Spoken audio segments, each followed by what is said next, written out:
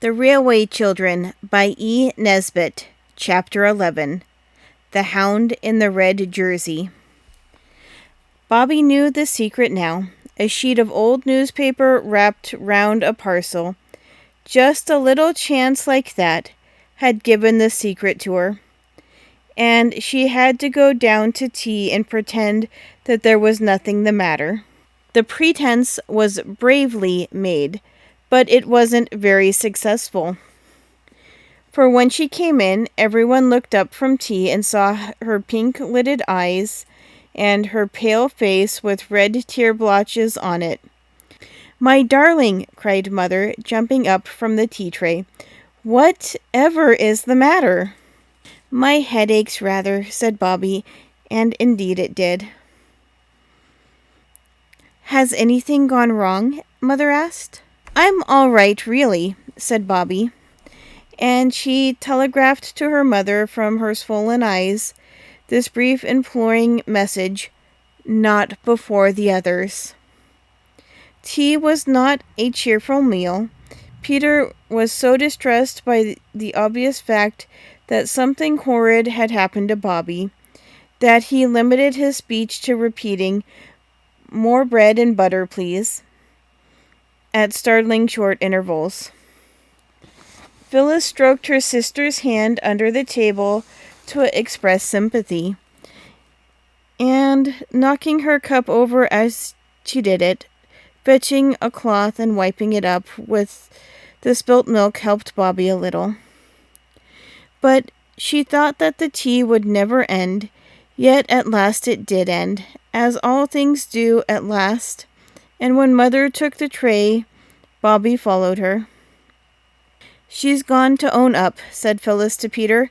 "I wonder what she's done." "Broken something, I suppose," said Peter. "But she needn't be so silly over it. Mother never rows for accidents. Listen." "Yes, they're going upstairs. She's taking Mother up to show her the water jug, with storks on it, I expect it is." Bobby in the kitchen had caught hold of Mother's hand as she set down the tea things. "What is it?" Mother asked. But Bobby only said, "Come upstairs. Come up where nobody can hear us." When she had got Mother alone in her room, she locked the door and then stood quite still and quite without words. All through tea she had been thinking of what to say. She had decided that "I know all," or "all is known to me," or "the terrible secret is a secret no longer," would be the proper thing. But now that she and her mother and that awful sheet of newspaper were alone in the room together, she found that she could say nothing. Suddenly she went to Mother and put her arms around her and began to cry again. And still she could find no words, only, "Oh, Mammy, oh, Mammy, oh, Mammy," over and over again. Mother held her very close and waited. Suddenly Bobby broke away from her and went to her bed. From under her mattress she pulled out the paper she had hidden there, and held it out, pointing to her father's name with a finger that shook. "Oh, Bobby," Mother cried, when one little quick look had shown her what it was. "You don't believe it. You don't believe Daddy did it." "No!" Bobby almost shouted. She had stopped crying. "That's all right," said Mother. "It's not true, and they've shut him up in prison, but he's done nothing wrong. He's good and noble and honorable and belongs to us. We have to think of that and be proud of him and wait." Again Bobby clung to her mother, and again only one word came to her, but now that word was "Daddy." And "Oh, Daddy, oh, Daddy, oh, Daddy," again and again. "Why didn't you tell me, Mammy?" she asked presently. "Are you going to tell the others?" Mother asked. "No." "Why?" "Because." "Exactly," said Mother. "So you understand why I didn't tell you. We, too, must help each other to be brave." "Yes," said Bobby, Mother, will it make you more unhappy if you tell me about it? I want to understand. So then, sitting cuddled up close to her mother, Bobby heard all about it. She heard how those men who had asked to see Father on that remembered last night when the engine was being mended had come to arrest him, charging him with selling state secrets to the Russians, with being in fact a spy and a traitor. She heard about the trial and about the evidence, letters found in Father's desk at the office, letters that convinced the jury that Father was guilty. "Oh, but how could they look at him and believe it?" cried Bobby. "And how could anyone do such a thing?" "Someone did," said Mother. "And all the evidence was against Father. Those letters." "Yes, how did those letters get into his desk?" "Someone put them there. And the person who put them there was the person who was really guilty." "He must be feeling pretty awful all this time," said Bobby thoughtfully. "I don't believe he had any feelings," Mother said hotly. "He couldn't have done a thing like that if he had." "Perhaps he just shoved the letters into the desk to hide them when he thought he was going to be found out. Why don't you tell the lawyers or someone that it must have been that person? There wasn't anyone that would have hurt Father on purpose, was there?" I don't know.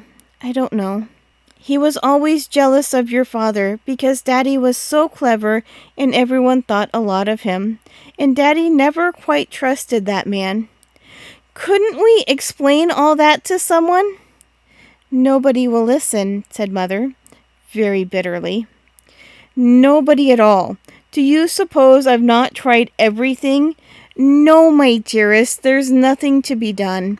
All we can do, you and I and Daddy, is to be brave and patient." She spoke very softly.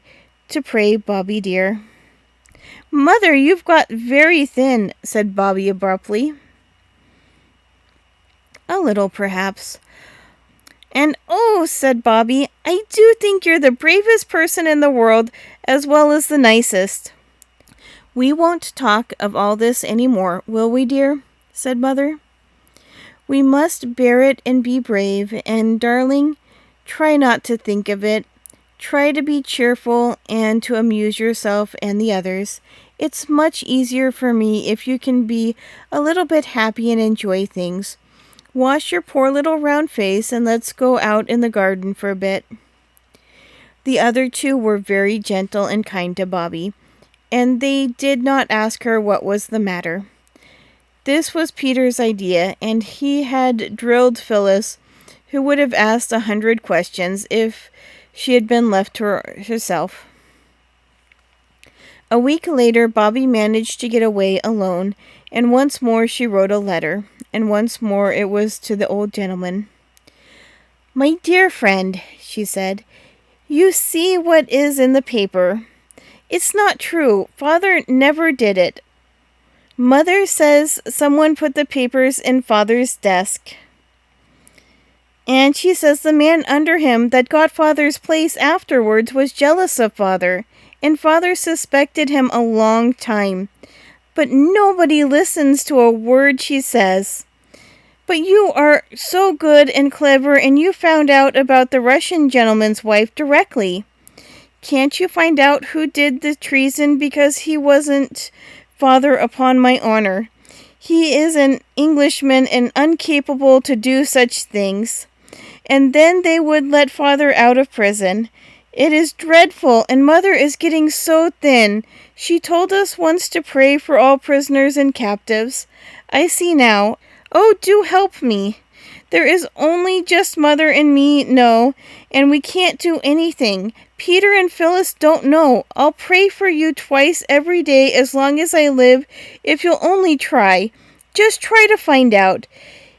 Think if it was your daddy, what you would feel. Oh, do help me with love. I remain your affectionately little friend, Roberta. P.S. Mother would send her kind regards if she knew I am writing. But it is no use telling her I am, in case you can't do anything. But I know you will. Bobby, with best love. She cut the account of Father's trial out of the paper with Mother's big cutting out scissors, and put it in the envelope with her letter. Then she took it down to the station, going out the back way and round by the road, so that the others should not see her, and offer to come with her. And she gave the letter to the station master to give to the old gentleman the next morning. "Where have you been?" shouted Peter from the top of the yard wall where he and Phyllis were. "To the station, of course," said Bobby. "Give us a hand, Pete." She set her foot on the lock of the yard door. Peter reached down a hand. "What on earth?" she asked as she reached the wall top, for Phyllis and Peter were very muddy. A lump of wet clay lay between them on the wall. They each had a slip of slate in a very dirty hand, and behind Peter, out of the reach of accidents, were several strange rounded objects, rather like very fat sausages, hollow but closed up at one end. "It's nests," said Peter. "Swallows' nests. We're going to dry them in the oven and hang them up with string under the eaves of the coach house." "Yes," said Phyllis, "and then we're going to save up all the wool and hair we can get, and in the spring we'll line them, and then how pleased the swallows will be." "I've often thought people don't do nearly enough for dumb animals," said Peter, with an air of virtue. "I do think people might have thought of making nests for poor little swallows before this." "Oh," said Bobby vaguely, "if everybody thought of everything, there'd be nothing left for anybody else to think about." "Look at the nests, aren't they pretty?" said Phyllis, reaching across Peter to grasp a nest. "Look out, Phil, you goat," said Peter. But it was too late. Her strong little fingers had crushed the nest. "There now," said Peter. "Never mind," said Bobby. "It is one of my own," said Phyllis, "so you needn't jaw, Peter. Yes, we've put our initial names on the ones we've done, so that the swallows will know who they've got to be so grateful to and fond of." "Swallows can't read, silly," said Peter. "Silly yourself," retorted Phyllis. "How do you know?" "Who thought of making the nests anyhow?" shouted Peter. "I did," screamed Phyllis. "Nah, rejoined Peter.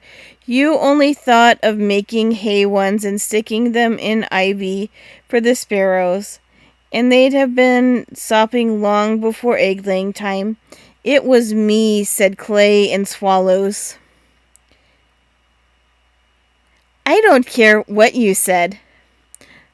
"Look," said Bobby, "I've made the nest all right again. Give me a bit of a stick to mark your initials name on it." "But how can you? Your letter and Peter's are the same. P for Peter, P for Phyllis." "I put F for Phyllis," said the child of that name. "That's how it sounds. The swallows wouldn't spell Phyllis with a P, I'm certain." "Sure." "They can't spell it all." Peter was still insisting. "Then why do you see them always on Christmas cards and Valentines with the letters round their necks? How would they know where to go if they couldn't read?" "That's only in pictures. You never saw one really with letters round its neck." "Well, I have a pigeon then. At least Daddy told me they did. Only it was under their wing and not round their necks. But it comes to the same thing, and—" "I say," interrupted Bobby, "there's to be a paper chase tomorrow." "Who?" Peter asked. "Grammar school. Perks thinks the hare will go along by the line at first. We might go along the cutting. You can see a long way from there. The paper chase was found to be a more amusing subject of conversation than the reading powers of swallows, but Bobby had hoped it might be. And next morning, Mother let them take their lunch and go out for the day to see the paper chase. If we go to the cutting, said Peter, we shall see the workmen even if we miss the paper chase. Of course, it had taken some time to get the line clear from the rocks and earth and trees that had fallen on it when the great landslip happened. That was the occasion, you will remember, when the 3 children saved the train from being wrecked by waving 6 little red flannel petticoat flags. It was always interesting to watch people working, especially when they work with such interesting things as spades and picks and shovels and planks and barrows. When they have cindery red fires and iron pots with round holes in them and red lamps hanging near the work at night. Of course the children were never out at night, but once at dusk, when Peter had got out of his bedroom skylight on the roof, he had seen the red lamps shining far away at the edges of the cutting. The children had often been down to watch the work, and this day the interest of picks and spades and barrows being wheeled along planks completely put the paper chase out of their heads, so that they quite jumped when a voice just behind them panted, "Let me pass, please." It was the hare. A big-boned, loose-limbed boy with dark hair lying flat on a very damp forehead. The bag of torn paper under his arm was fastened across one shoulder by a strap. The children stood back, the hare ran along the line, and the workmen leaned on their picks and watched him. He ran on steadily, disappearing into the mouth of the tunnel. "That's against the bylaws," said the foreman. "Why worry?" said the oldest workman. "Live and let live's what I always say. Ain't you never been young yourself, Mr. Bates?" "I ought to report him," said the foreman.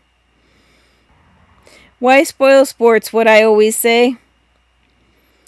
"Passengers are forbidden to cross the line on any pretense," murmured the foreman doubtfully. "He ain't no passenger," said one of the workmen. "Nor he ain't crossed the line, not where we could see him do it," said another. "Nor yet he ain't made no pretenses," said a third. "And," said the oldest workman, "he's outer sight now. What the eye don't see, the art needn't take no notice of, what I always say." And now, following the track of the hare by the little white blots of scattered paper, came the hounds. There were 30 of them, and they all came down the steep ladder-like steps by ones and twos and threes and sixes and sevens. Bobby and Phyllis and Peter counted them as they passed. The foremost one hesitates a moment at the foot of the ladder. Then their eyes caught the gleam of the scattered whiteness along the line, and they turned towards the tunnel. And by ones and twos and threes and sixes and sevens disappeared in the dark mouth of it. The last one, in a red jersey, seemed to be extinguished by the darkness like a candle that is blown out. "They don't know what they're in for," said the foreman. "It isn't so easy running in the dark tunnel. Takes 2 or 3 turns." "They'll take a long time to get through, you think?" Peter asked. "An hour or more, I shouldn't wonder." "Then let's cut across the top and see them come out the other end," said Peter. "We shall get there long before they do." The counsel seemed good, and they went. They climbed the steps from which they had picked the wild cherry blossoms for the grave of the little wild rabbit, and reaching the top of the cutting, set their faces towards the hill through which the tunnel was cut. It was stiff work. "It's like the Alps," said Bobby breathlessly. "Or Andes," said Peter. "It's like Himmy, what's its name?" gasped Philip. "Mount Everlasting. Do let's stop." "Stick to it," panted Peter. "You'll get your second wind in a minute." Phyllis consented to stick to it, and on they went, running when the turf was smooth and the slope easy, climbing over stones, helping themselves up by rocks, by the branches of trees, creeping through narrow openings between the trunks and rocks, and so on and on, up and up, till at last they stood on the very top of the hill where they had so often wished to be. "Halt!" cried Peter, and threw himself flat on the grass. For the very top of the hill was a smooth, turfed tableland, dotted with mossy rocks and little mountain ash trees. The girls also threw themselves down flat. "Plenty of time," panted Peter. "The rest's all downhill." When they were rested enough to sit up and look around them, Bobby cried, "Oh, look!" "What is it?" said Phyllis. "The view," said Bobby. "I hate views," said Phyllis. "Don't you, Peter?" "Let's get on," said Peter. "But this isn't like a view they take you to in carriages, where you're at the seaside, all sea and sand and bare hills. It's like the colored counties in one of Mother's poetry books." "It's not so dusty," said Peter. "Look at the aqueduct straddling slap across the valley like a giant centipede.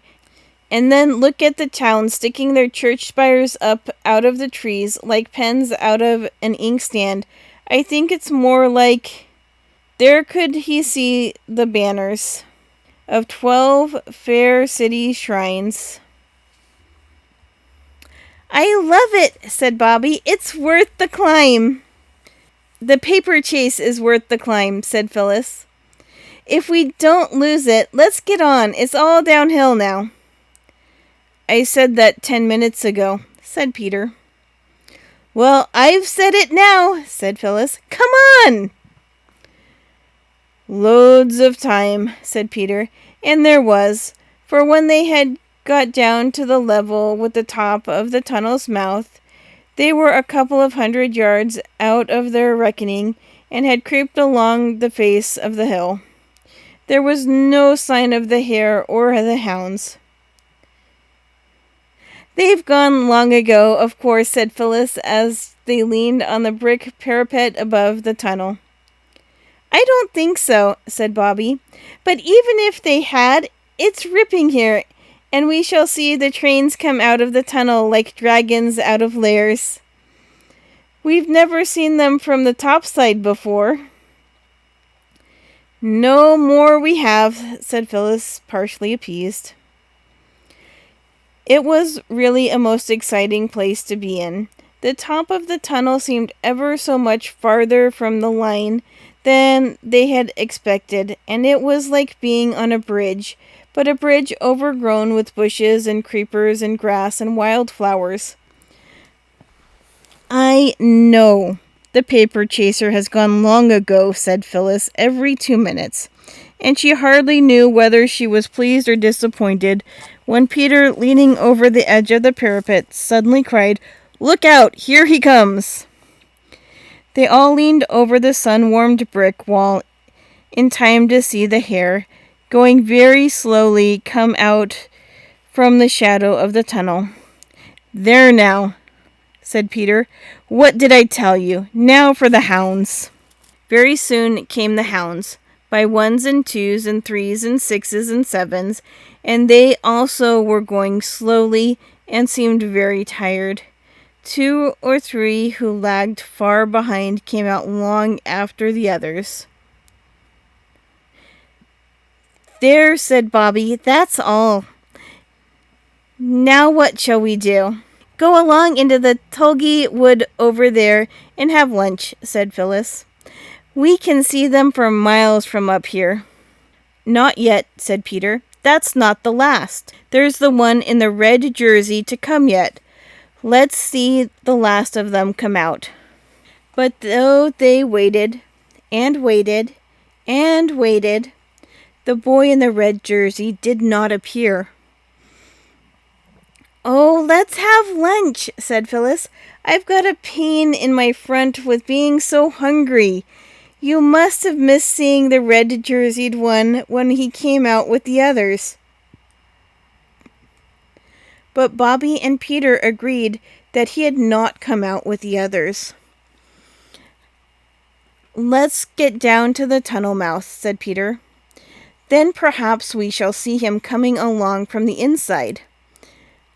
I expect he felt Spun-Chuck and rested in one of the manholes. You stay up here and watch, Bob, and when I signal from below, you come down. We might miss seeing him on the way down with all these trees. So the others climbed down, and Bobby waited till they signaled for her from the line below. Then she too scrambled down the roundabout slippery path among the roots and moss till she stepped out between two dogwood trees and joined the others on the line. And still there was no sign of the hound with the red jersey. Oh, do, let's have something to eat, wailed Phyllis. I shall die if you don't, and then you'll be sorry. Give her the sandwiches, for goodness sake, and stop her silly mouth, said Peter, not quite unkindly. Look here, he added, turning to Bobby. Perhaps we'd better have one each, too. We may need all our strength. Not more than one, though. There's no time. What? Asked Bobby, her mouth already full, for she was just as hungry as Phyllis. Don't you see, replied Peter impressively, that red-jerseyed hound has had an accident. Perhaps even as we speak he's lying with his head on the metals, an unresisting prey to any passing express. Oh, don't try to talk like a book, cried Bobby, bolting what was left of her sandwich. Come on. Phil, keep close behind me, and if a train comes, stand flat against the tunnel wall and hold your petticoats close to you. Give me one more sandwich, pleaded Phyllis, and I will. I'm going first, said Peter. It was my idea, and he went. Of course you know what going into a tunnel is like. The engine gives a scream, and then suddenly the noise of the running and rattling train changes and grows different and much louder. Grown-up people pull up the windows and hold them by the strap. The railway carriage suddenly grows like night, with lamps unless you are in a slow local train, in which case lamps are not always provided. Then, by and by, the darkness outside the carriage window is touched by puffs of cloudy whiteness. Then you see a blue light in the wall of the tunnel. Then the sound of the moving train changes once more, and you are out in the good open air again, and grown-ups let the straps go. The windows, all dim with the yellow breath of the tunnel, rattle down into their places, and you see once more the dip and catch of the telegraph wires beside the line, and the straight-cut hawthorn hedges with the tiny baby trees growing up out of them every 30 yards. All of this, of course, is what a tunnel means when you are in a train. But everything is quite different when you walk into a tunnel on your own feet and tread on shifting, sliding stones and gravel on a path that curves downwards from the shining metals to the wall. Then you see slimy, oozy trickles of water running down the inside of the tunnel, and you notice that the bricks are not red or brown as they are at the tunnel's mouth, but dull, sticky, sickly green. Your voice when you speak is quite changed from what it was out in the sunshine, and it's not a long time before the tunnel is quite dark. It was not yet quite dark in the tunnel when Phyllis caught at Bobby's skirt, ripping out half a yard of gathers, but no one noticed it this time.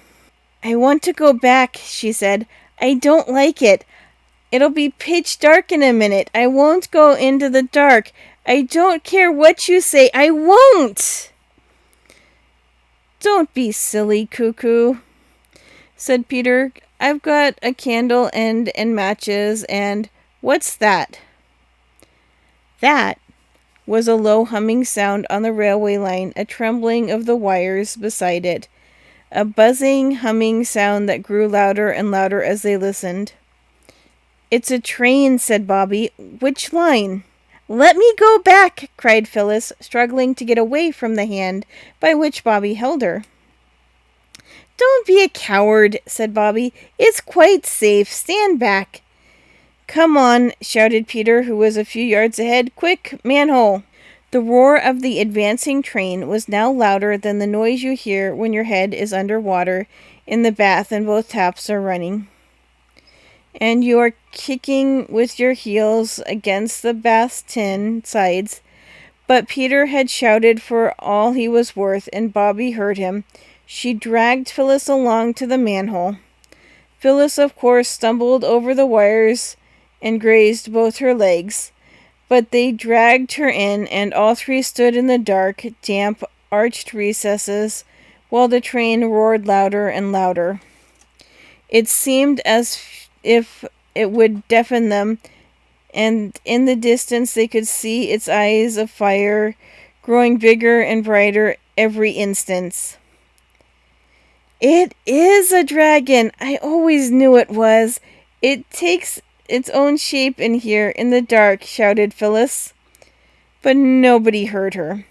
You see, the train was shouting too, and its voice was bigger than hers. And now, with a rush and a roar and a rattle and a long, dazzling flash of lighted carriage windows, a smell of smoke and a blast of hot air, the train hurtled by, clanging and jangling and echoing in each vaulted roof of the tunnel. Phyllis and Bobby clung to each other. Even Peter caught a hold of Bobby's arm in case she should be frightened, as he explained afterwards. And now, slowly and gradually, the taillights grew smaller and smaller, and so did the noise, till, with one last whiz, the train got itself out of the tunnel, and silence settled again on its damp walls and dripping roof. Oh, said the children all together in a whisper. Peter was lighting the candle and with a hand that trembled. Come on, he said, but he had to clear his throat before he could speak in his natural voice. Oh, said Phyllis, if the red-haired Jersey one was in the way of the train. We've got to go and see, said Peter. Couldn't we just go and send someone from the station, said Phyllis. Would you rather wait here for us? Asked Bobby severely, and of course that settled the question. So the three went on into the deeper darkness of the tunnel. Peter led, holding his candle end high to light the way. The grease ran down his fingers, and some of it right up his sleeve. He found a long streak from wrist to elbow when he went to bed that night. It was not more than 150 yards from the spot where they had stood while the train went by that Peter stood still, shouted, "Hello?" and then went on much quicker than before. When the others caught up with him, he stopped, and he stopped within a yard of what they had come into the tunnel to look for. Phyllis saw a gleam of red and shut her eyes tight. There by the curved, pebbly downline was the red-jerseyed Hound. His back was against the wall, his arms hung limply by his sides, and his eyes were shut. Was the red blood Is he all killed? Asked Phyllis, screwing her eyelids even more tightly together. Killed? Nonsense, said Peter. There's nothing red about him except his jersey. He's only fainted. What on earth are we to do? Can we move him? Asked Bobby. I don't know. He's a big chap. Suppose we bathe his forehead with water. No, I know we haven't any, but milk's just as wet. There's a whole bottle. Yes, said Peter, and they rub people's hands, I believe. They burn feathers, I know, said Phyllis. What's the good of saying that when we haven't any feathers? As it happens, said Phyllis in a tone of exasperated triumph, I've got a shuttlecock in my pocket, so there. And now Peter rubbed the hands of the red-jerseyed one. Bobby burned the feathers of the shuttlecock one by one under his nose. Phyllis splashed warm milk on his forehead, and all three kept on saying as fast and earnestly as they could, "Oh, look up, speak to me, for my sake, speak!"